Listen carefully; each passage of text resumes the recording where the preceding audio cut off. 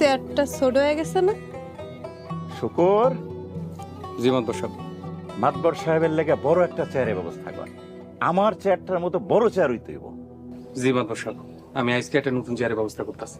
যা, আপনার লেগে বড় একটা চেয়ার আনবার দিচ্ছি। মা, তুমি আইছো? রহিমা, কেমন আছো?